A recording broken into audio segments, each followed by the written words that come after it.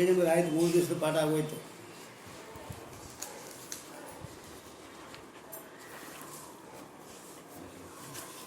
ಅದೇ ಇತ್ಯುಕ್ತೆ ಬಂಧ ಮಿಥ್ಯಾತ್ವ. ನಂಬರ್ 299. ಮಧ್ಯೆ ಏನು ಪ್ರಶ್ನೆ ಇಷ್ಟ ಏನು ಕೇಳಬೇಡ್ರಿ, ಅದು ರೆಕಾರ್ಡ್ ಆಗ್ತಾ ಇರುತ್ತೆ. ಕಡೆಯಲ್ಲಿ ಈಗೇನು ಪ್ರಶ್ನೆ ಬಂದು ಕೇಳಿ ಆಫ್ ಮಾಡಬೇಕು.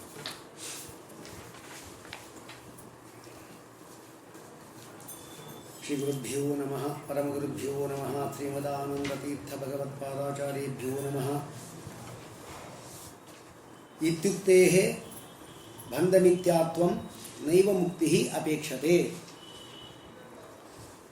ಇತ್ಯುಕ್ತೆ ಹಿಂದಿನಿಂದ ಬಂದಿರತಕ್ಕಂಥ ಪದ ಯಾವುದು? ದ್ರವ್ಯಂ ಕರ್ಮಚಕಾಲಶ್ಚ ಸ್ವಭಾವೋ ಜೀವೇವ ಚ ಯದನುಗ್ರಹತಃ ಸಂತಿ ನ ಸಂತಿ ಯದುಪೇಕ್ಷೆಯ.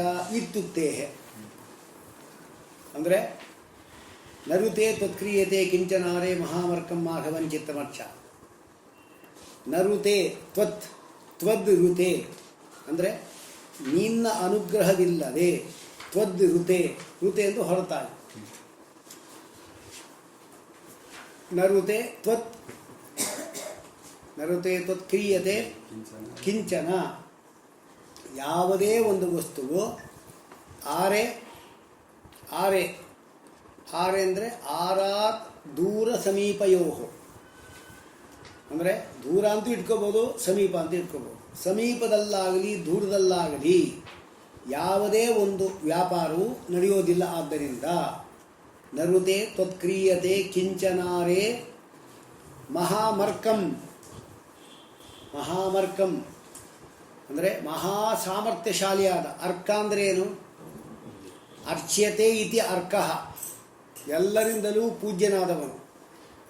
ಮಹಾಮರ್ಕ ಅಂದರೆ ಬ್ರಹ್ಮಾದಿ ದೇವತೆಗಳಿಂದಲೂ ಕೂಡ ಪೂಜೆಗೆ ಯೋಗ್ಯನಾದವನು. ಮಹಾಮರ್ಕಂ.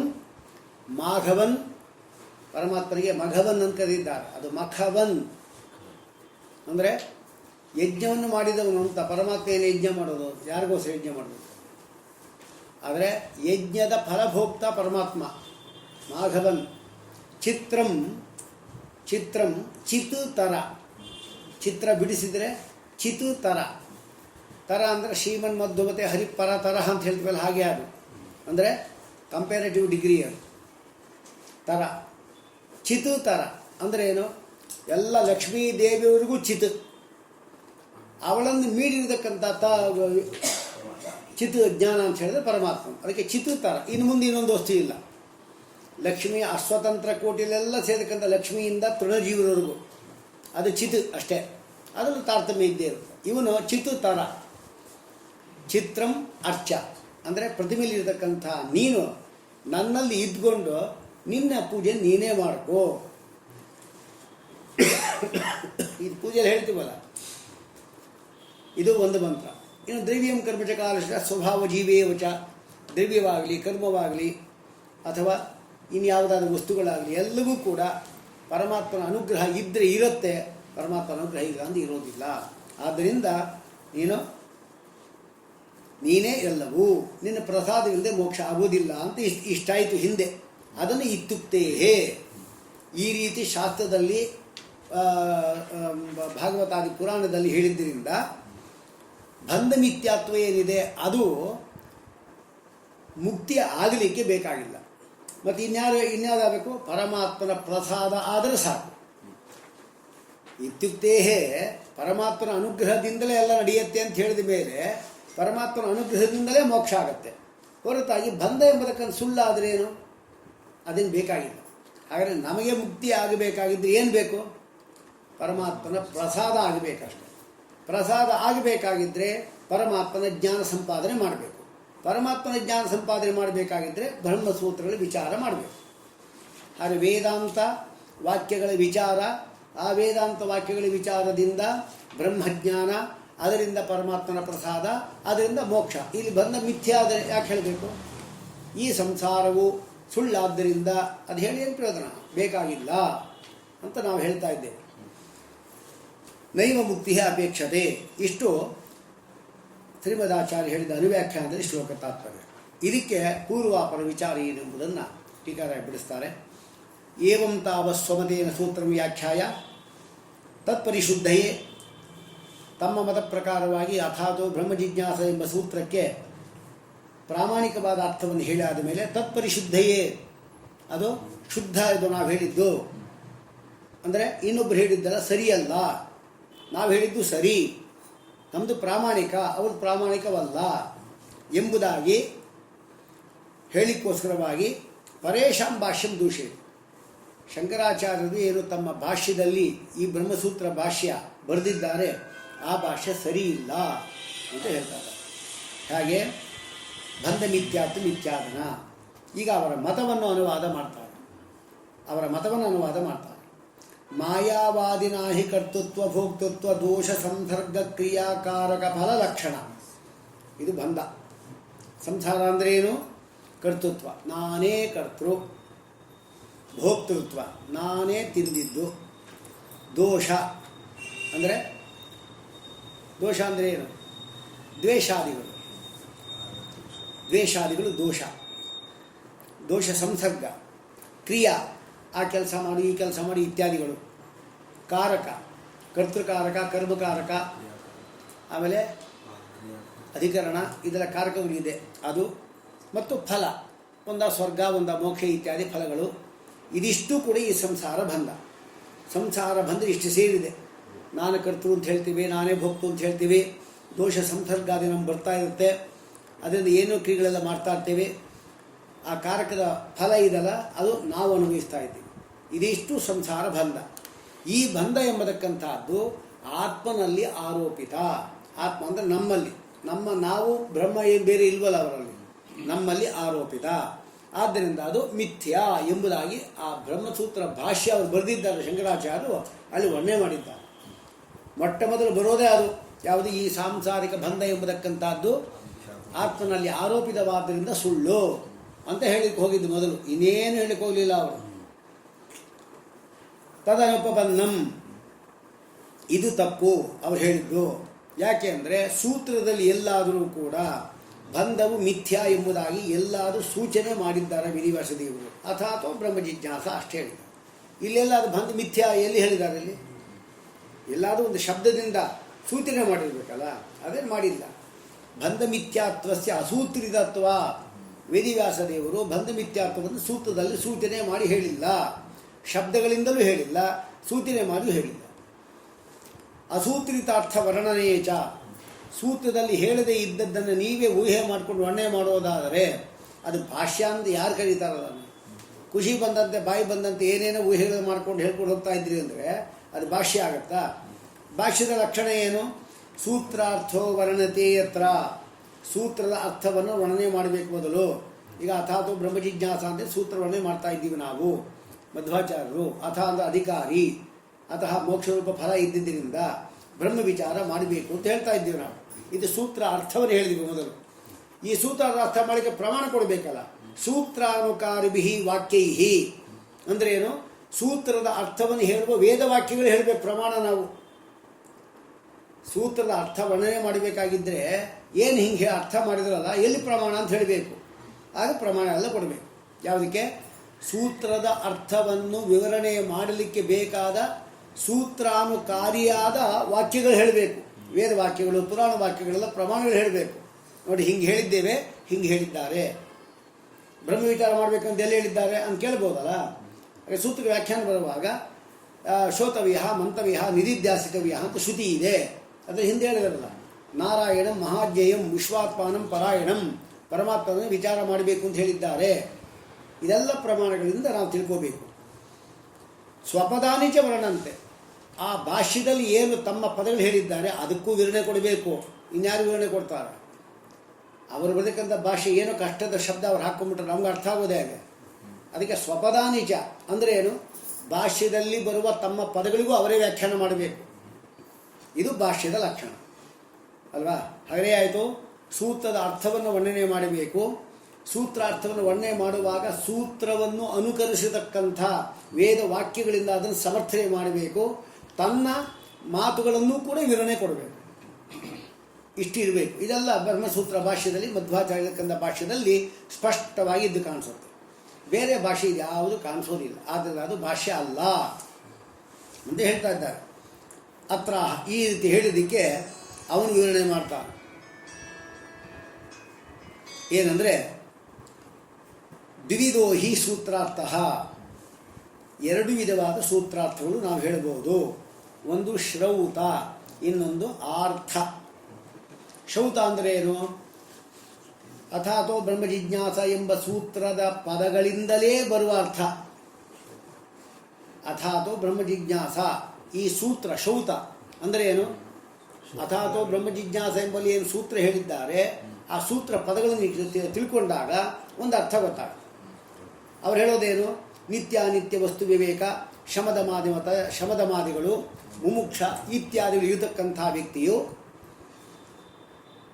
ಬ್ರಹ್ಮಜ್ಞಾನಕ್ಕೋಸ್ಕರವಾಗಿ, ಅಂದರೆ ಮೋಕ್ಷಕ್ಕೋಸ್ಕರವಾಗಿ ಬ್ರಹ್ಮಜ್ಞಾನ ಬೇಕು, ಬ್ರಹ್ಮಜ್ಞಾನಕ್ಕೋಸ್ಕರವಾಗಿ ನಾವು ವಿಚಾರ ಮಾಡಬೇಕು ಅಂತ ಶ್ರೌತಾರ್ಥ. ಅರ್ಥಾತ್ ಸಿದ್ಧವಾದ ಅರ್ಥ ಇದೆ, ಅರ್ಥಾತ್ ಇನ್ನೊಂದು ಅರ್ಥ ಇದೆ. ಅಂದರೆ ಏನು? ಆರ್ಥಿಕ ಅರ್ಥ ಅಂತ ಹೇಳ್ತಾರೆ. ಅರ್ಥಾತ್ ಲಭ್ಯವಾದ ಅರ್ಥ. ಏನು ಹಾಗಂದರೆ ಅರ್ಥಾತ್ ಲಭ್ಯವಾದ ಅರ್ಥ ಅಂದರೆ? ಅರ್ಥಾತ್ ಲಭ್ಯವಾದ ಅರ್ಥ ಅಂದರೆ ಆ ಪದಗಳಿದಲ್ಲ, ಅದರಿಂದ ಆ ಅರ್ಥ ಬರೋದೇ ಇಲ್ಲ. ಆ ಪದಗಳು ಬೇರೆ ಅರ್ಥ ಬರುತ್ತೆ. ಅದು ಅರ್ಥಾತ್ ಸಿದ್ಧವಾದ ಅರ್ಥ. ಅಂದರೆ ಆರ್ಥಿಕ ಅರ್ಥ ಅಂದರೂ ಒಂದೇ, ಆಕ್ಷೇಪ ಸಿದ್ಧವಾದ ಅರ್ಥ ಅಂದರೂ ಒಂದೇ. ಅಂದರೆ ಅರ್ಥಾಪತ್ತಿ ಪ್ರಮಾಣದಿಂದ ಸಿದ್ಧವಾದದ್ದು ಅಂತ ಅರ್ಥ. ಅಂದರೆ ಹಾಗೆ ಬದುಕಿರತಕ್ಕಂಥ ದೇವದತ್ತ ಮನೆಯಲ್ಲಿ ಇಲ್ಲ. ಹಾಗಾದರೆ ಅನುಪಪದ್ಯಮಾನವಾದ ಅರ್ಥವನ್ನು ಉಪಪಾದನೆ ಮಾಡಲಿಕ್ಕಾಗಿ ಇನ್ನೊಂದನ್ನು ಉಪಪಾದಕವನ್ನು ಸ್ವೀಕಾರ ಮಾಡೋದು. ಹೇಗೆ? ಅನುಪಪದ್ಯಮಾನವಾದ ಅರ್ಥವನ್ನು ಸಮರ್ಥನೆ ಮಾಡಲಿಕ್ಕಾಗಿ ಇನ್ನೊಂದು ಉಪಪಾದಕವನ್ನು ಕಂಡುಹಿಡ್ಕೊಳ್ಳೋದು. ಉದಾಹರಣೆಗೆ ಜೀವನ್ ದೇವದತ್ತ ಅಂತೆ, ಬದುಕಿರುವ ದೇವದತ್ತ ಅಂತೆ, ಮನೆಯಲ್ಲಿ ಇಲ್ಲ ಅಂತೆ. ಇದು ಕೂಡಿಸೋದು ಹೇಗೆ? ನಾವು ಇನ್ನೊಂದು ಉಪಪಾದಕ ಬೇಕು. ಇದು ಅನುಪಪದ್ಯಮಾನ ಬದುಕಿದ್ಮೇಲೆ ಮನೆಯಲ್ಲಿರಬೇಕು. ಹಾಗೆ ಜೀವನ್ ಅಂತೆ, ಸತ್ತೋಗಿಲ್ಲ, ಜೀವನ್, ಆದರೆ ಮನೆಯಲ್ಲಿಲ್ಲ. ಇದು ಯಾವುದೆಂದು ಕೊಡುತ್ತಿದೋ? ಹೊರಗಡೆನೇ ಇದ್ದಾನೆ ಗೊತ್ತಾಯಿತು. ಹಾಗಾದರೆ ಅನುಪಪದ್ಯಮಾನವಾದ ಅರ್ಥ ಇದಲ್ಲ. ಅಂದರೆ ಏನು? ಬದುಕಿರತಕ್ಕಂಥ ದೇವದತ್ತ ಮನೆಯಲ್ಲಿಲ್ಲ ಅಂದರೆ ಅದಕ್ಕೆ ಇನ್ನೊಂದು ವಸ್ತು ಒಪ್ಪಲೇಬೇಕು ನಾವು. ಯಾವುದದು? ಬಹಿರ್ಭಾವದಲ್ಲಿ ಇದ್ದಾನೆ, ಹೊರಗಡೆ ಇದ್ದಾನೆ ಗೊತ್ತಾಗ. ಹಾಗೆ ಹೊರಗಡೆ ಇದ್ದಾನೆ ಅಂತ ಆಕ್ಷೇಪಾತ ಸಿದ್ಧ ಇದು. ಇದಕ್ಕೆ ಅರ್ಥಾತ್ ಸಿದ್ಧ ಅಂದ್ರೆ ಇದು. ಹಾಗೆ ಸೂತ್ರಾರ್ಥ ಇದಲ್ಲ, ಅದು ಶಬ್ದಗಳಿಂದ ಬರತಕ್ಕಂಥ ಒಂದು ಅರ್ಥ. ಅರ್ಥಾತ್ ಸಿದ್ಧವಾದ ಅರ್ಥ ಒಂದು ಹೀಗಿದೆ. ಆದ್ದರಿಂದ ಬಂಧ ಮಿಥ್ಯಾತ್ವ ಎಂಬುದು ಅರ್ಥಾತ್ ಸಿದ್ಧವಾಗಿದೆ ಅಂತ ಹೇಳ್ತಾ ಇದ್ದಾರೆ. ಅರ್ಥಾತ್ ಸಿದ್ಧವಾದದ್ದು ಅದನ್ನೇ ಈಗ ನಾ ಹೇಳಿದ್ದೀನಿ. ಹೇಳ್ತಾ ನೋಡಿ. ಶೌತ ಅರ್ಥಶ್ಚ ತತ್ರ ಅಥಾತೋ ಬ್ರಹ್ಮ ಜಿಜ್ಞಾಸ ಇತಿ ಸೂತ್ರೇ ಅನುವಾದತ್ವ ಪರಿಹಾರಾಯ. ಅಥಾತೋ ಬ್ರಹ್ಮ ಜಿಜ್ಞಾಸ ಇಷ್ಟೇ ಹೇಳ್ಬೇಡ. ಶಮದಮಾದಿ ಸಂಪತ್ತಿಯ ಅನಂತರದಲ್ಲಿ ಬ್ರಹ್ಮಜ್ಞಾನಕ್ಕೋಸ್ಕರವಾಗಿ ಬ್ರಹ್ಮ ವಿಚಾರ ಅಷ್ಟೇ. ಬ್ರಹ್ಮ ವಿಚಾರ ಅಂದರೆ ಆಯಿತು, ಬ್ರಹ್ಮ ವಿಚಾರ ಇದೆ ಅಂತ ಆಯಿತು. ಬ್ರಹ್ಮ ವಿಚಾರ ಇದೆ ಅಂದರೆ ನೀವೆಲ್ಲ ಇದ್ದೀರಿ, ನಾನು ಇದ್ದೇನೆ, ಅನುವಾದಕ ಆಯ್ತಿದು. ಅನುವಾದಕ ಅಂದರೆ ಏನು? ಯಾವುದೇ ಒಬ್ಬ ವ್ಯಕ್ತಿಯನ್ನು ಒಂದು ಪ್ರವೃತ್ತಿ ಒಂದು ಅಲ್ಲಿಂದ ನಿವೃತ್ತಿ ಮಾಡದೇ ಇರತಕ್ಕಂಥ ವಾಕ್ಯಗಳು ಅದು ಅನುವಾದಕ ವಾಕ್ಯಗಳು. ರಾಮನು ದಶರಥ ಮಹಾರಾಜನಿಗೆ ಹೀಗೆ ಹೇಳ್ದ ಅಂತ ಸುಮಂತ್ರ ಹೇಳ್ದ. ಇದೆಲ್ಲ ವಸ್ತುಸ್ಥಿತಿ. ಯಾರು ಪ್ರವೃತ್ತಿ ಮಾಡೋದಿಲ್ಲ, ಅಲ್ಲಿಂದ ನಿವೃತ್ತಿ ಮಾಡೋದಿಲ್ಲ. ಹಾಗೆ ಪ್ರವೃತ್ತಿ ನಿವೃತ್ತಿಯನ್ನು ಉಂಟು ಮಾಡದ ಕೇವಲ ಸಿದ್ಧವಾದ ವಾಕ್ಯಗಳೇನಿದೆ ಅದಕ್ಕೆ ಅನುವಾದಕ ವಾಕ್ಯ ಅಂತ ಹೇಳ್ತಾರೆ. ಅಂಥ ವಾಕ್ಯ ಆಯ್ತು ಈಗ ಬ್ರಹ್ಮಸೂತ್ರ. ಹೇಗೆ? ಅಥಾತೋ ಬ್ರಹ್ಮ ಜಿಜ್ಞಾಸ ಅಸ್ತಿ. ಇನ್ನು ಕರ್ತವ್ಯ ಅಂತ ನಾವು ತಗೊಂಡಿಲ್ಲ. ಆ ಕರ್ತವ್ಯ ಅಂತ ಶಬ್ದ ಹೇಳಬೇಕು ಅಂತಲೇ ಇಷ್ಟು ಗಲಾಟೆ ಮಾಡ್ತಾ ಇರೋದು. ಏನಂತ? ಅಥಾತೋ ಬ್ರಹ್ಮ ಜಿಜ್ಞಾಸ ಅಸ್ತಿ, ಬ್ರಹ್ಮ ಜಿಜ್ಞಾಸ ಇದೆ ಅಂದರೆ ಆಯಿತು. ರಾಮನು ಅಯೋಧ್ಯೆಯಲ್ಲಿ ಇದ್ದ ಅಂತ ಹೇಳಿದಾಗ ಆಯಿತು, ಕಥೆ ಹೇಳಿದಾಗ ಆಯಿತು. ಇಲ್ಲಿ ಪ್ರವೃತ್ತಿ ಇಲ್ಲ, ನಿವೃತ್ತಿ ಇಲ್ಲ. ಪ್ರವೃತ್ತಿ ಮಾಡಬೇಕಾಗಿದ್ದರೆ ಲಿಂಗ್, ಲೋಡ್, ತವ್ಯ, ಪ್ರತ್ಯಯ ಅಂತ ಶಬ್ದಗಳ ಉಪಯೋಗ ಅಲ್ಲಿರಬೇಕು. ಲಿಂಗ್, ವಿಧಿಲಿಂಗ್, ಲೋಟ್, ಲೋಟ್ ಇದೆ, ಭವತು, ಭವ ಇತ್ಯಾದಿಗಳು. ಅಹರಹ ಸಂಧ್ಯಾ ಉಪಾಸೀತ ಎಂಬತಕ್ಕಂಥದ್ದು ಲಿಂಗ್. ಆಯಿತಾ? ಲೋಟ್ ಇದೆ. ಲೋಟ್ ಯಾವುದು? ಆದೇಶ, ಲಿಖ, ಧರ್ಮಂ ಚರ, ಧರ್ಮ ಮಾಡು. ನೋಡಿ ಪ್ರವೃತ್ತಿ ಮಾಡಿಬಿಟ್ಟ, ಲೋಟಿದು. ಧರ್ಮಂ ಚರ, ಸತ್ಯಂ ವದ, ಧರ್ಮಂ ಚರ, ಇದಲ್ಲ. ನಿವೃತ್ತಿ ಯಾವುದು? ಸ್ವಾಧ್ಯಾಯಾತ್ ಮಾ ಪ್ರಮದಃ. ವೇದಾಧ್ಯಯನ ಮಾಡಲಿಕ್ಕೆ ಮಾತ್ರ ಹಿಂದೆ ಟಾಕಬೇಡ. ಅಂದರೆ ಯಾವ ವೇದಾಧ್ಯಯನ ಮಾಡ್ತಾಯಿದ್ರು. ಇದೆಲ್ಲ ಪ್ರವೃತ್ತಿ ನಿವೃತ್ತಿ ಉಂಟು ಮಾಡತಕ್ಕಂಥ ವಾಕ್ಯವು. ಲಿಂಗ್ ಲೋಟ್ ತವ್ಯ. ತವ್ಯ ಯಾವುದು? ಅಹರಹ ಸಂಧ್ಯಾ ಕರ್ತವ್ಯ, ಸಂಧ್ಯಾ ಕರ್ತವ್ಯ, ಕರ್ತವ್ಯ ತವ್ಯ ಬಂತ.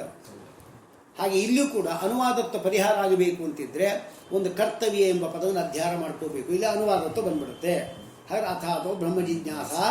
ಅಸ್ಥಿ ಅಲ್ಲ, ಅಸ್ಥಿ ಅಂದ್ರೆ ಅನುವಾದಕ್ಕೆ ಆಗ್ಬಿಡುತ್ತೆ. ಕರ್ತವ್ಯ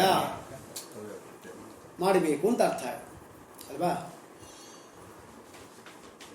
ಪದಂ ಅಧ್ಯಾಹಾರ್ಯಂ. ಆಮೇಲೆ ಮತ್ತೆ ಏನು ಮಾಡಿದಾಗಾಯಿತು? ಅಥಾತೋ ಬ್ರಹ್ಮ ಜಿಜ್ಞಾಸ ಕರ್ತವ್ಯ ಅಂತ ಆಯಿತು. ಜಿಜ್ಞಾಸ ಅಂದರೆ ಏನು? ಜ್ಞಾನಕ್ಕಾಗಿ ಇಚ್ಛೆ. ಇಚ್ಛೆ ಮಾಡ್ರಿ. ಇಚ್ಛೆ ಮಾಡ್ಲಿಕ್ಕೆ ಬರುತ್ತಾ? ಇಚ್ಛೆಯನ್ನು ಮಾಡ್ಲಿಕ್ಕೆ ಬರೋದಿಲ್ಲ.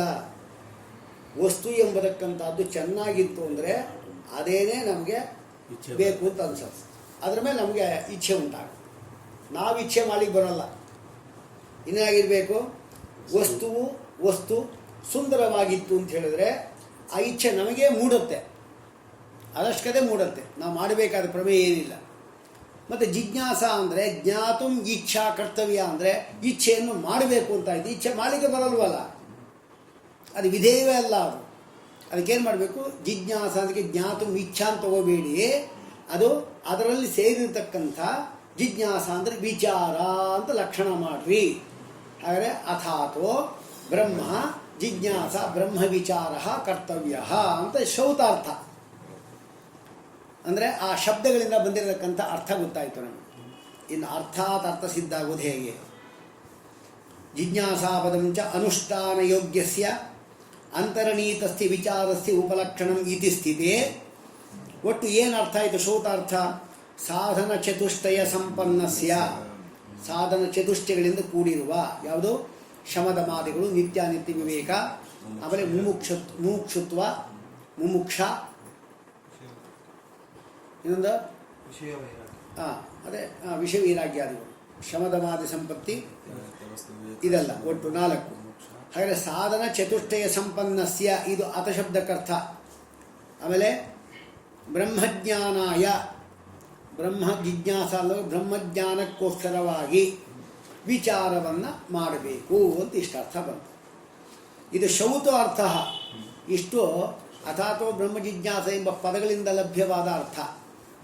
ಆದರೆ ಅರ್ಥಾತ್ ಏನು ಹೇಳಿದಾಗಾಯಿತು? ಇಷ್ಟು ಇನ್ನು ಆರ್ಥಿಕ ಅರ್ಥ ಹೇಳ್ತಾರೆ. ಅರ್ಥಾತ್ ಅಧಿಕಾರಿ ವಿಶೇಷಣ ಮೋಕ್ಷ ಸಾಧನಂ ಬ್ರಹ್ಮಜ್ಞಾನಂ. ಇದು ಅರ್ಥ ಸಿದ್ಧ. ಅಧಿಕಾರಿ ಯಾರು? ಮುಮುಕ್ಷ ಉಳ್ಳವನು. ಅಧಿಕಾರಿ ಯಾರು? ಮುಮುಕ್ಷ ಉಳ್ಳವನು. ಮುಮುಕ್ಷ ಎಂಬಲ್ಲಿ ಅಧಿಕಾರಿ ವಿಶೇಷಣತ್ವೇನು ಯಾವುದಿದೆ? ಮೋಕ್ಷ. ಮೋಕ್ಷ ಉಳ್ಳವನು ಅಧಿಕಾರಿ ಅಂದರೆ ಮೋಕ್ಷ ಎಂಬುದು ವಿಶೇಷಣ ಆಯಿತು. ಯಾರಿಗೆ? ಅಧಿಕಾರಿಗೆ. ಅಧಿಕಾರಿ ವಿಶೇಷ. ಈಗ ಉದಾಹರಣೆಗೆ ಶ್ರೀರಾಮನು ಚತುರನಾದ ಬಾಲಕನು ಅಂತ ಹೇಳ್ತೀನಿ ನಾನು. ಆ ರಾಮನನ್ನು ಆ ಚತುರ ಎಂಬ ಪದ ವರ್ಣನೆ ಮಾಡ್ತಾ ಇದೆ, ಅಂದರೆ ವಿಶೇಷಣ ಆಯಿತು. ಹಾಗಾದರೆ ಏನು? ರಾಮನಿಗೆ ವಿಶೇಷಣ ಯಾವುದು? ಚತುರತೆ. ಚತುರ ಎಂಬತಕ್ಕಂಥದ್ದು ಅದು ವಿಶೇಷಣ. ಹಾಗೆ ಮುಮುಕ್ಷ ಅಂದರೆ ಮೋಕ್ಷ ಇಚ್ಛೆ ಉಳ್ಳವನು ಅಧಿಕಾರಿ. ಅಂದರೆ ಮೋಕ್ಷ ಇಚ್ಛೆ ಎಂಬಲ್ಲಿ ಮೋಕ್ಷ ಎಂಬತಕ್ಕಂಥದ್ದು ಅಧಿಕಾರಿ ವಿಶೇಷಣ. ಹಾಗಾದರೆ ಮೋಕ್ಷ ಜ್ಞಾನಕ್ಕೋಸ್ಕರವಾಗಿ, ಮೋಕ್ಷಕ್ಕಾಗಿ ಅಂತಾಯಿತು ಅಲ್ವಾ? ಮೋಕ್ಷಕ್ಕಾಗಿ ಏನು ಮಾಡಬೇಕು ನಾವು? ಬ್ರಹ್ಮಜ್ಞಾನವನ್ನು ಸಂಪಾದನೆ ಮಾಡಬೇಕು. ನೋಡು, ಅರ್ಥಾತ್ ಅಧಿಕಾರಿ ವಿಶೇಷಣ ಮೋಕ್ಷ ಏನಿದೆ ಅದಕ್ಕೆ ಸಾಧನವಾದದ್ದು ಬ್ರಹ್ಮಜ್ಞಾನ ಅಂತ ಅರ್ಥ ಸಿದ್ಧವಾದ ಅರ್ಥ ಇದು. ಶಬ್ದಗಳಿಂದ ಯಾವುದೂ ಇಲ್ಲ ಇಲ್ಲಿ ಅಲ್ವಾ? ಶಬ್ದಗಳೇನು? ಸಾಧನ ಚತುಷ್ಟಯಸ್ಯ ಬ್ರಹ್ಮಜ್ಞಾನಾಯ ವಿಚಾರ ಕರ್ತವ್ಯ, ಇಷ್ಟೇ. ಅರ್ಥಾತ್ ಏನು ನಮಗೆ?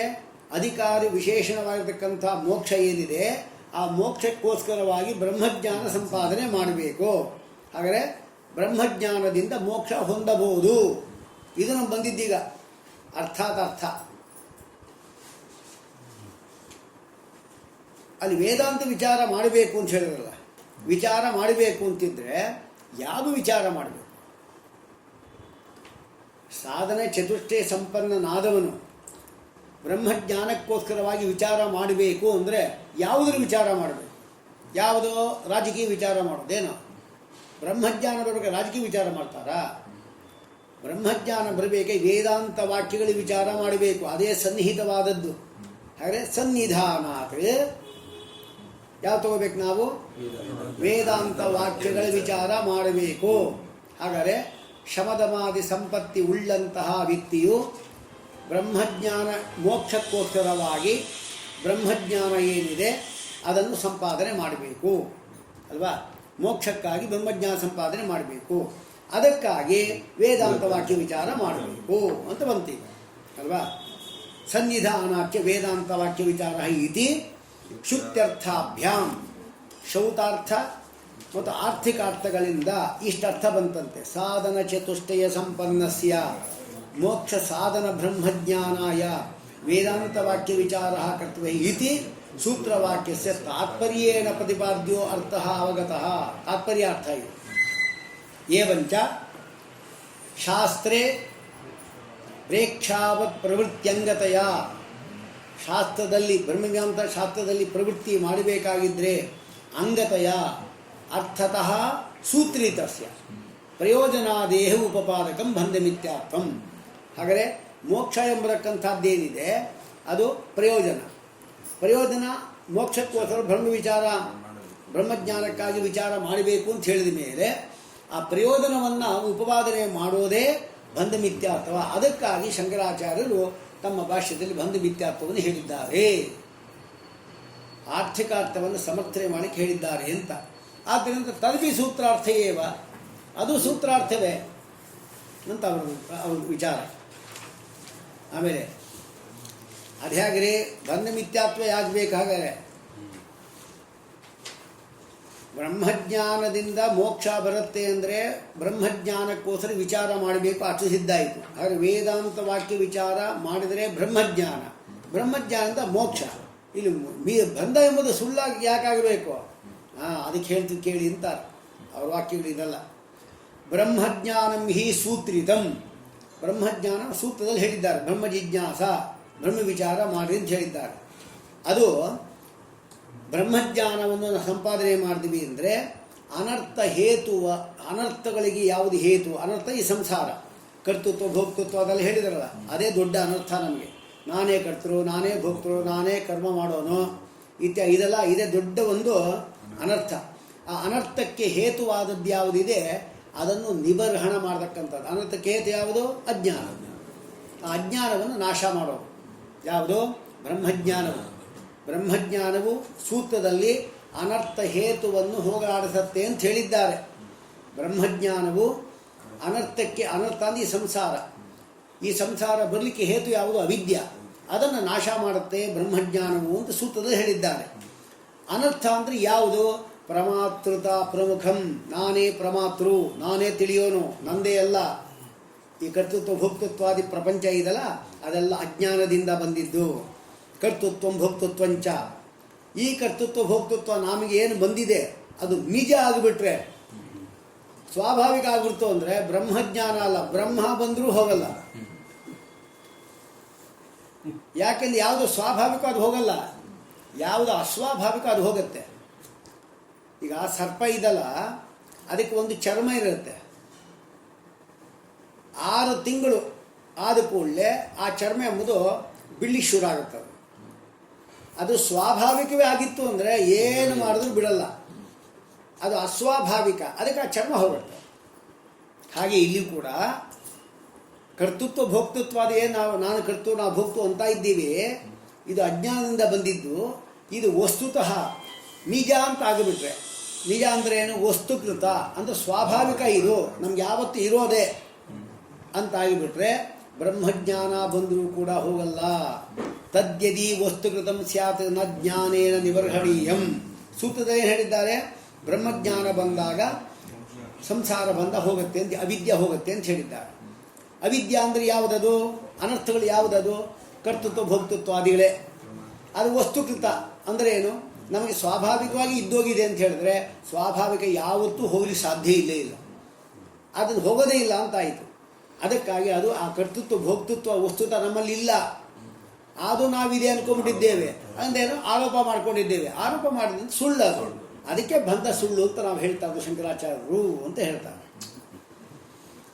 ಯಥೋ ಜ್ಞಾನಂ ಅಜ್ಞಾನಸ್ಯೇವ ನಿವರ್ತಕಂ ತದ್ಯದಿ ಕರ್ತೃತ್ವಂ ಭೋಕ್ತೃತ್ವಂ ಅಜ್ಞಾನ ಹೇತುಕಂ ಸ್ಯಾತ್ ತದಾ ತಥೋ ಬ್ರಹ್ಮಜ್ಞಾನಂ ಅನರ್ಥ ಹೇತು ನಿಬರ್ಹಣಂ ಮುಚ್ಯಮಾನಂ ಉಪಪದ್ಯೇತ. ವೇದಿವ್ಯಾಸದೇವರು ಬ್ರಹ್ಮಜ್ಞಾನದಿಂದ ಅನರ್ಥಕ್ಕೆ ಹೇತುವಾದ ಅಜ್ಞಾನ ನಿವೃತ್ತಿಯಾಗತ್ತೆ ಅಂತ ಹೇಳಬೇಕಾದ್ರೆ ಅದೇನಾಗಿರಬೇಕು?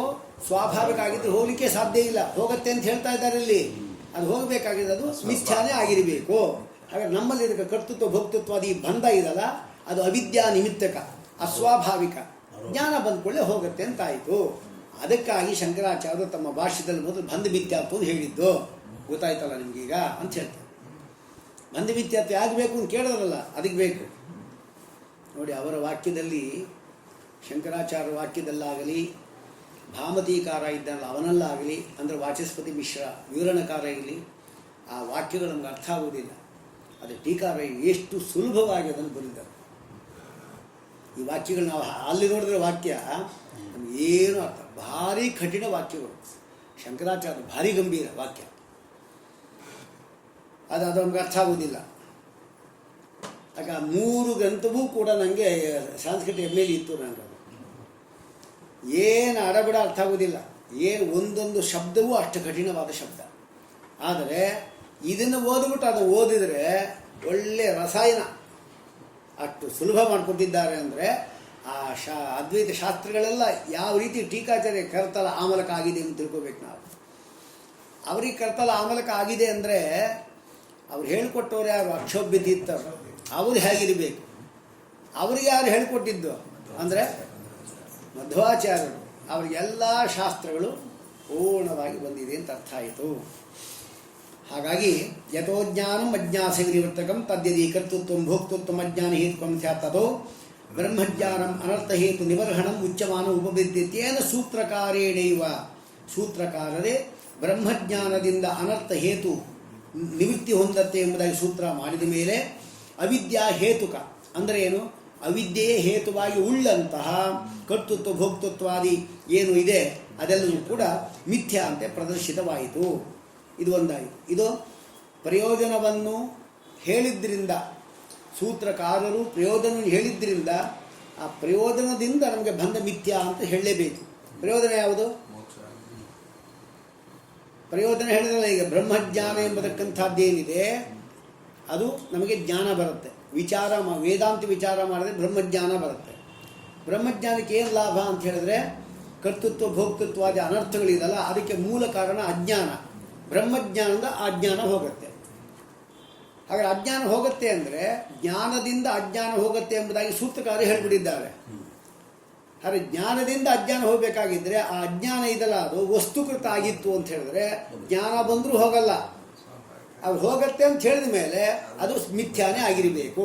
ಅದನ್ನು ಇಲ್ಲಿ ಹೇಳಿದ್ದಾರೆ.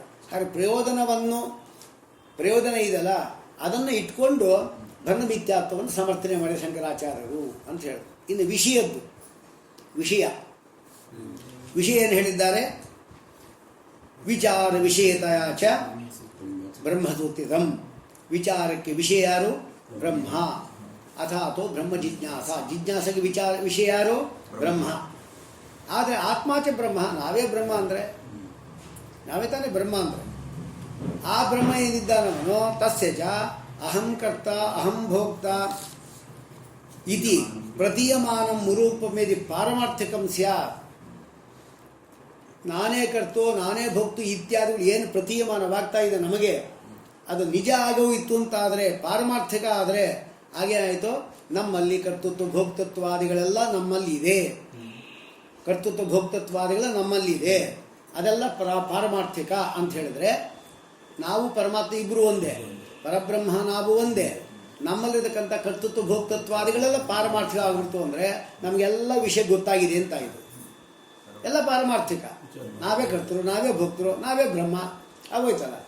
ಹಾಗಾಗಿ ಎಲ್ಲ ನಾವೇ ಅಂತ ನಮ್ಗೆ ಗೊತ್ತಾಯಿತು ಅಂತ ಹೇಳಿದ ಮೇಲೆ ಮತ್ತೆ ಇನ್ನು ಜೀವಾತ್ಮನ ಮೇಲೆ ಏನು ನಮ್ಮ ಸಂದೇಹ ಇದೆ? ಪರಮಾತ್ಮನ ಮೇಲೆ ಸಂದೇಹವೇ ಇಲ್ಲ, ಎಲ್ಲ ಗೊತ್ತಾಗೋಗಿದೆ ನಮಗೆ. ಅದು ಪಾರಮಾರ್ಥಕ ಬೇರೆ, ಅದು ಸತ್ಯ ಎಲ್ಲ ನಮ್ಗೆ ಗೊತ್ತಾಗೋಗಿದೆ. ಅಂದರೆ ಅಸಂದಿಗ್ಧವಾಯಿತು, ಸಂದೇಹ ಇಲ್ಲ ಅಂತಾಯಿತು. ಸಂದೇಹ ಇಲ್ಲ ಅಂದರೆ ವಿಷಯ ಆಗುವುದಿಲ್ಲ ಅಲ್ವಾ? ಆದ್ದರಿಂದ ಇಲ್ಲೇ ಹೇಳಿದ್ದಾರೆ, ವಿಚಾರಕ್ಕೆ ವಿಷಯ ಬ್ರಹ್ಮ ಅಂತ ಹೇಳಿದ್ದಾರೆ. ಅಂತ ಹೇಳಿದ ಮೇಲೆ ನಾವು ಬ್ರಹ್ಮ ಇಬ್ಬರು ಒಂದೇ. ಆದ್ದರಿಂದ ನಮ್ಮಲ್ಲಿ ತೋರತಕ್ಕಂಥ ಕರ್ತೃತ್ವ ಭೋಕ್ತೃತ್ವಾದಿಗಳು ಇದಲ್ಲ, ಅದು ಪಾರಮಾರ್ಥಿಕ ಆಗಲೇ ಕೂಡದು, ಅದು ಮಿಥ್ಯಾನೇ ಆಗಬೇಕು. ಯಾಕೆ ಪಾರಮಾರ್ಥಿಕ ಆಗೋಯ್ತು ಅಂದೆಲ್ಲ ಗೊತ್ತಿದೆ ಅಂತಾಯಿತು, ವಿಷಯವೇ ಇಲ್ಲ ಅಂತಾಯಿತು, ಸೂತ್ರಕ್ಕೆ ಅನಾದರಣೀಯ ಆಗಿಬಿಡುತ್ತೆ, ಅನಾರಂಭಣೀಯ ಆಗುತ್ತೆ. ಮತ್ತು ಪಾರಮಾರ್ಥಿಕ ರೂಪ ಯಾವುದು ಹಾಗಾದರೆ? ತದ್ಯದಿ ಕರ್ತೃತ್ವಾದಿ ರೂಪಂ ಅವಿದ್ಯಾ ಆರೋಪಿತಂ. ಪಾರಮಾರ್ಥಿಕ ರೂಪ ಯಾವುದು? ಇದು ನಮ್ಗೆ ಗೊತ್ತಿಲ್ಲ. ಯಾವುದು? ನಿಷ್ಕ್ರಿಯಂ, ಏನಿಲ್ಲ ಕ್ರಿಯಾ ಪರಬ್ರಹ್ಮನಲ್ಲಿ. ನಿಷ್ಕಲಂ, ಯಾವ ಕಲೆಗಳೂ ಇಲ್ಲ. ಬ್ರಹ್ಮರೂಪಂ ಸ್ಯಾತ್ ತಥೋ ಅಸ್ಯ ಸಂದಿಗ್ಧತೆಯ. ಆ ವಿಷಯ ನಮ್ಗೆ ಗೊತ್ತಿಲ್ಲ. ಕರ್ತೃ ಭೋಕ್ತೃ ನಾವೇ ಅಂದ್ಕೊಂಡ್ಬಿಟ್ಟಿದ್ದೇವೆ, ಈ ವಿಷಯ ಎಲ್ಲ ಗೊತ್ತು ನಮಗೆ. ಆದರೆ ಇದು ಪಾರಮಾರ್ಥಿಕ ಅಂತ ಹೇಳಿಬಿಟ್ರೆ ಹೋಗೋದೇ ಇಲ್ಲ. ಅದು ನಿಜವಾದ ಪರಬ್ರಹ್ಮ ಸ್ವರೂಪ ಯಾವುದು? ನಿಷ್ಕ್ರಿಯ, ನಿಷ್ಕಲ ಇತ್ಯಾದಿಗಳು. ಅಂದರೆ ನಿರ್ಧರ್ಮಕ, ಕೂಟಸ್ಥ ಇದೆಲ್ಲ ಇದೆ. ಈ ರೂಪಗಳೆಲ್ಲ ನಮಗಿನ್ನೂ ಸಿದ್ಧ ಆಗಿಲ್ಲ. ಅದಕ್ಕಾಗಿ ಬ್ರಹ್ಮಶಾಸ್ತ್ರ ಓದಿದರೆ ಏನೂ ಗೊತ್ತಾಗುತ್ತೆ. ಹಾಗಾದರೆ ವಿಷಯವನ್ನು ಹೇಳಿದ್ದಾರೆ ಅಂತ ಹೇಳಿದ ಮೇಲೆ ಅದಕ್ಕೆ ನಿರೂಪಣೆ ಮಾಡಬೇಕಾಗಿದ್ದರೆ ಬಂಧ ಮಿಥ್ಯ ಆಗಿರಲೇಬೇಕು. ಯಾಕೆಂದರೆ ಕರ್ತೃತ್ವ ಭೋಕ್ತೃತ್ವಾದಿ ಪ್ರಪಂಚದಿಂದ ಅದು ಪಾರಮಾರ್ಥಿಕ ಆಗಿಬಿಡ್ತು ಅಂತ ಸಂದೇಹವೇ ಇಲ್ಲ. ವಿಷಯವೇ ಇಲ್ಲ ಅಂತ ಆಗಿಬಿಡುತ್ತೆ. ಬ್ರಹ್ಮಸೂತ್ರಕ್ಕೆ ವಿಷಯವೇ ಇಲ್ಲ ಅಂತ ಆಗಿಬಿಡುತ್ತೆ. ಆದರೆ ಅದಕ್ಕೆ ವಿಷಯ ಇದೆ ಅಂತ ವ್ಯಾಸರೇ ಹೇಳ್ತಾ ಇದ್ದಾರೆ. ಬ್ರಹ್ಮನೇ ವಿಷಯ ಅಂತ ಹೇಳ್ತಾ ಇದ್ದಾರೆ. ಬ್ರಹ್ಮ ಅಂದರೆ ಯಾರು? ನಾವೇ ಬ್ರಹ್ಮ. ನಮ್ಮ ತೋಟಕ್ಕೆ ಕರ್ತೃತ್ವ ಭೋಕ್ತೃತ್ವ ಎಲ್ಲ ಮಿಥ್ಯ. ನಿಜವಾದ ಸ್ವರೂಪ ಯಾವುದು? ನಿಷ್ಕ್ರಿಯಂ, ನಿಷ್ಕಲಂ, ಕೂಟಸ್ಥಂ ಇತ್ಯಾದಿಗಳು. ಅದು ನಮ್ಗೆ ಸಿದ್ಧ ಆಗಿಲ್ಲ. ಅದಕ್ಕೆ ಬ್ರಹ್ಮಶಾಸ್ತ್ರ ಓದಬೇಕು, ಅನಾರಂಭಣೀಯ ಅಲ್ಲ. ಹಾಗೆ ತೇನಾತ್ಮಸ್ವರೂಪಂ ವಿಚಾರ ವಿಷಯಂ ಸೂತ್ರೀತ ಸೂತ್ರಕರ್ತೃತ್ವಾದ್ಯ ತದಾಕಾರಸ್ಯ ಮಿಥ್ಯಾತ್ವಂ ಸೂತ್ರಿತಂ ಭವತಿ. ಕರ್ತೃತ್ವಾದೇಹೇ ಬಂಧಸ್ಯ ಮಿಥ್ಯಾತ್ವಂಚ. ಅಷ್ಟು ಮಾತ್ರವಲ್ಲ, ಕರ್ತೃತ್ವಾದಿ ಬಂಧ ಇದಲ್ಲ, ಅದಕ್ಕೆ ಮಿಥ್ಯಾತ್ವ ಎಂಬತಕ್ಕಂಥದ್ದು ಏನೇನು ಹೇಳಿದರೆ, ಯಾವುದ್ಯಾವುದು ಹೇಳದೆ ಇದ್ದರೆ ಕೂಡಲ್ವೋ ಅದೆಲ್ಲವೂ ಕೂಡ ಸೂತ್ರದಲ್ಲಿ ಹೇಳಿದ್ದೆ. ಹಾಗಾದರೆ ಸೂತ್ರದಲ್ಲಿ ಹೇಳೇ ಇಲ್ಲ ಅಂತ ಹೇಳಿದ್ರಲ್ಲ ನೀವು, ಎಲ್ಲ ಸೂತ್ರದಲ್ಲಿ ಹೇಳಿದ್ದೆ, ಆಕ್ಷಿಪ್ತವಾದದ್ದಷ್ಟೇ. ನಚೈವಂ ಅನೇಕಾರ್ಥದ ದೋಷ. ಒಂದು ಕಡೆ ಏನು ಹೇಳಿದ್ರಿ? ಬಂಧ ನಿವೃತ್ತಿಗೋಸ್ಕರವಾಗಿ ಬ್ರಹ್ಮ ವಿಚಾರ ಮಾಡಬೇಕು ಅಂತ ಒಂದು ಅರ್ಥ ಹೇಳಿದ್ರಿ. ಬಂಧ ಎಂಬತಕ್ಕಂಥದ್ದು ಮಿಥ್ಯ ಎಂಬುದಾಗಿ ಈಗ ಹೇಳಿದ್ರೆ ಒಂದೇ ವಾಕ್ಯಕ್ಕೆ ಎರಡು ಅರ್ಥ ಹೇಳಿದಾಗಾಯಿತು. ಅಥಾತು ಬ್ರಹ್ಮ ಜಿಜ್ಞಾಸೆ ಎಂಬ ವಾಕ್ಯಕ್ಕೆ ಎರಡು ಅರ್ಥ ಹೇಳಿದ್ರಿ. ಮೊದಲ ಅರ್ಥ ಏನು? ಬಂಧ ಎಂಬತಕ್ಕಂಥದ್ದು ನಿವೃತ್ತಿ ಆಗಬೇಕಾಗಿದ್ದರೆ ಬ್ರಹ್ಮನ ವಿಚಾರ ಮಾಡಬೇಕು ಅಂತ ಮೊದಲು ವಾಕ್ಯ ಹೇಳಿದ್ರಿ. ಈಗೇನು ಹೇಳ್ತಾ ಇದ್ದೀರಿ? ಬಂಧ ಎಂಬತಕ್ಕಂಥದ್ದು ಮಿಥ್ಯ ಅಂತ ಈಗ ಸೂತ್ರಾರ್ಥ ಅಂತ ಹೇಳ್ತಾ ಇದ್ದೀರಿ. ಹಾಗೆ ಒಂದೇ ಅಥಾತು ಬ್ರಹ್ಮ ಜಿಜ್ಞಾಸೆ ಎಂಬ ಸೂತ್ರಕ್ಕೆ ಎರಡು ಅರ್ಥ ಹೇಳಿದಾಗ ಆಯ್ತಲ್ಲ, ಅದು ವಾಕ್ಯಭೇದ. ವಾಕ್ಯಭೇದ ಅಂದರೆ ಏನು? ಒಂದು ವಾಕ್ಯಕ್ಕೆ ಒಂದು ಅರ್ಥ ಹೇಳ್ಬೋದು ನಾವು ಅಷ್ಟೇ. ಆದರೆ ಒಂದು ವಾಕ್ಯಕ್ಕೆ 100 ಅರ್ಥ ಹೇಳಿದ್ರೆ ಏನನ್ನು ಹೇಳ್ಕೊಂಡು ಹೋಗ್ತಾ ಇದ್ರೆ ವಾಕ್ಯಭೇದ ಬರುತ್ತೆ. ಏಕವಾಕ್ಯತ್ವ ಹೇಳಿ ಬರ್ತಾ ಇರುವಾಗ ಅನೇಕ ವಾಕ್ಯತ್ವ ಹೇಳಬಾರದು. ಸಂಭವತ್ಯೇಕ ವಾಕ್ಯತ್ವೇ ವಾಕ್ಯಭೇದೋ ಹಿ ದೂಷಣ ಇದಿರೋದು ಅಂತ ಹೇಳಿದ್ರೆ ಅದು ಇಲ್ಲ. ಯಾಕೆ ಅಂದರೆ ನಾವು ಹೇಳಿದ್ದೇನು? ಶಕ್ತಿಯಿಂದ ಒಂದರ್ಥ, ಶೌತಾರ್ಥ ಒಂದು, ಆರ್ಥಿಕ ಅರ್ಥ ಒಂದು, ಬೇರೆ ಬೇರೆ ಇದು ಹೇಳಿದ್ದೀವಿ. ಆದರೆ ಎರಡು ಅರ್ಥ ಬರ್ಬೋದು. ಈಗ ರೂಢಿಯಿಂದ ಒಂದು ಅರ್ಥ, ಯೋಗದಿಂದ ಒಂದು ಅರ್ಥ ಬರಬಾರ್ದಾ? ವೃತ್ತಿಗಳು ಬೇರೆ ಆಯಿತು, ಅದು ಬರ್ಬೋದು. ನಾವು ಅದೇ ಹೇಳಿದ್ದೀಗ ನೋಡಿ. ನಚೈವ ಅನೇಕಾರ್ಥದ ದೋಷ ಶೌತಾರ್ಥ ಆರ್ಥಿಕಾರ್ಥ ಭೇದಸ್ಯ ಉಕ್ತತ್ವ ಒಂದು. ಎರಡನೇದು ಸೂತ್ರತ್ವಾಚ. ಸೂತ್ರವೂ ಹೌದಲ್ರಿ, ಇದು ಸೂತ್ರ ಏನಾಗಿರಬೇಕು? ಅಲ್ಪಾಕ್ಷರಗಳೇ ಇರಬೇಕು ಸೂತ್ರ, ಜಾಸ್ತಿ ಬಿಡಿಸಬಾರ್ದು. ಅದಕ್ಕೆ ಒಂದು ಕಡೆ ಹೇಳಿದ್ದಾರೆ, ಅಲ್ಪಾಕ್ಷರಂ ಅಸಂದಿಗ್ಧಂ ಸಾರವದ್ ವಿಶ್ವದೋಮುಖಂ. ವಿಶ್ವದೋಮುಖ ಅಂದ್ರೆ ಏನು? ಒಂದೇ ವಾಕ್ಯಕ್ಕೆ ಅನೇಕ ಅರ್ಥ ಹೇಳುವುದು ಅಂತ ಅರ್ಥ, ಅದನ್ನು ಹೇಳ್ಬೋದು ಅಂತ ಆಯಿತು. ಆಮೇಲೆ ಅಸ್ತೋಭಂ ಅನವದ್ಯಂಚ ಸೂತ್ರಂ ಸೂತ್ರವಿದೋ ಇದು ವಿಶ್ವದೋಮುಖಂ ಇತಿ ಅನೇಕ ಅರ್ಥದಾಮಾಹ. ವಿಶ್ವದೋಮುಖ ಅಂದರೆ ಅನೇಕ ಅರ್ಥವನ್ನು ಹೇಳೋರು ಅಂತ ಅವರು ಅರ್ಥ ಮಾಡ್ತಾರೆ. ಅನ್ಯತ್ರಾಪಿ ಬೇರೆ ಕಡೆ ಕೂಡ ವೃತ್ತಿಕಾರ ಹೇಳಿದ್ದಾನೆ, ಲಘೂನಿ, ಲಘುವಾಗಿರಬೇಕು ಸೂತ್ರಗಳು. ಸೂಚಿತಾರ್ಥಾನಿ, ಎಷ್ಟೋ ಅರ್ಥಗಳೆಲ್ಲ ಸೂಚಿತವಾಗಿರಬೇಕು. ಸ್ವಲ್ಪ ಅಕ್ಷರ ಪದಾನಿಚ, ಸ್ವಲ್ಪ ಅಕ್ಷರವುಳ್ಳ ಪದ ಇರಬೇಕು, ಸ್ವಲ್ಪ ಅಕ್ಷರ ಇರಬೇಕು. ಹಾಗಂತೇಳಿ ಎಷ್ಟು ಯಾವ್ದು ಹೇಳಬೇಕು ಅದನ್ನು ಹೇಳಬೇಕು, ಹೊರತಾಗಿ ಎಲ್ಲ ಹೇಳ್ಬಿಡ್ಬಾರ್ದು. ಈಗ ಖಂ ಅಂದರೆ ಆಕಾಶ, ಆಕಾಶ ಸ್ಥಲ್ಲಿಂಗ ಅಂತಂತಿದೆ. ಆಕಾಶ ಅಂದರೆ 3 ಅಕ್ಷರ ಆಯ್ತಲ್ರಿ. ಖಂ ತಲ್ಲಿಂಗ ಅಂತ ಹೇಳ್ಬೋಣ ಅಂದರೆ ಹಂಗೆ ಬರೋಣ. ಯಾಕೆಂದ್ರೆ ಆಕಾಶ ಶಬ್ದವನ್ನು ಸಮನ್ವಯ ಮಾಡ್ತಾ ಇದ್ದಾರೆ ಪರಮಾತ್ಮನಲ್ಲಿ, ಅದಕ್ಕೋಸ್ಕರವಾಗಿ ಸೂಚಿತಾರ್ಥ ಅನ್ಯತ್ರಾಪಿ ಆಮೇಲೆ ಸರ್ವತಃ ಸಾರಭೂತಾನಿ, ಎಲ್ಲ ಕಡೆ ಸಾರಭೂತವಾದ ಅಂಶವನ್ನು ಒಳಗೊಂಡಿರಬೇಕು. ಇದು ಸೂತ್ರ ಕರೀತಾರೆ. ಯಾವಾನ್ ಸೂಚಿತ ಸಹ ಸರ್ವೋಪಿ ಏನು ಯೇಷಾಂ ಅರ್ಥ ಇದು ಸೂಚಿತಾರ್ಥ. ಯಾವುದ್ಯಾವುದು ಸೂತ್ರದಲ್ಲಿ ಘಟಕವಾದ ಪದಗಳಿಂದ ಸೂಚಿತವಾಗಿದೆ ಅದೆಲ್ಲವೂ ಕೂಡ ಸೂತ್ರಾರ್ಥವೇ. ಆದ್ದರಿಂದ ಸೂತ್ರ ಬಿಟ್ಟು ನಾವೇನು ಅರ್ಥ ಹೇಳಿಲ್ಲ, ಬಂಧಿ ಮಿಥ್ಯಾತ್ವವನ್ನು ಎಲ್ಲ ಆಕ್ಷಿಪ್ತವಾದದ್ದನ್ನು ಹೇಳಿದ್ದೇವೆ. ಅತಃ ಯಕ್ಕಶ್ಚಿದರ್ಥ ಶಬ್ದ ಸಾಮರ್ಥ್ಯೇನ, ಯಾವುದಾದ್ರೂ ಶಬ್ದ ಸಾಮರ್ಥ್ಯದಿಂದಾಗಲಿ ಅರ್ಥವಶಾಬ್ದ ಪ್ರದೀಯತೆ ಸಹ ಸರ್ವ ತದರ್ಥ ಏವ ಇತಿ ಭವತಿ ಅಯಂ ಅರ್ಥ ಕಲಾಪಃ ತನ್ಮಹಿಮಾಧಿಗತಃ. ಆ ಸೂತ್ರದ ಮಹಿಮೆಯಿಂದಲೇ ಗೊತ್ತಾಗ್ತಾ ಇದೆ. ತದೇವಂ ವಿದ್ಯಪೇಕ್ಷಿತೇಷು, ವಿಧಿ ಆಗಬೇಕಾಗಿದ್ದ ಅಪೇಕ್ಷಿತವಾದ ಅಧಿಕಾರಿ ವಿಷಯ ಪ್ರಯೋಜನ ಅನುಬಂಧೇಶು, ಸೂತ್ರ ಆಕ್ಷಿಪ್ತ ಪ್ರಯೋಜನ ವಿಷಯಯೋ ಉಪಪಾದಕಂ ಬಂಧಿ ಮಿಥ್ಯಾತ್ವಂ. ಅನುಬಂಧ ಚತುಷ್ಟಯ ಬೇಕು. ಅದರಲ್ಲಿ ಸೂತ್ರ ಆಕ್ಷಿಪ್ತವಾದದ್ದು ಪ್ರಯೋಜನ ಮತ್ತು ವಿಷಯ, ಅದನ್ನು ಉಪವಾದನೆ ಮಾಡ್ತಾ ಇರೋದೇ ಯಾವುದು ಬಂಧ ಮಿಥ್ಯಾತ್ವ. ಬಂಧ ಮಿಥ್ಯ ಆಗಲಿಲ್ಲ ಅಂದ್ರೆ ವಿಷಯ ಇಲ್ಲ, ಬಂಧಿ ಮಿಥ್ಯಾತ್ವ ಹೇಳಿಲ್ಲ ಅಂದ್ರೆ ಪ್ರಯೋಜನ ಕೊಡೋಣ. ಅದಕ್ಕೆ ಅದನ್ನು ಹೇಳ್ತಾ ಇದ್ದಾರೆ ಅಂತ ಹೇಳ್ತಾ ಕೃಷ್ಣ ಅರ್ಪಣ.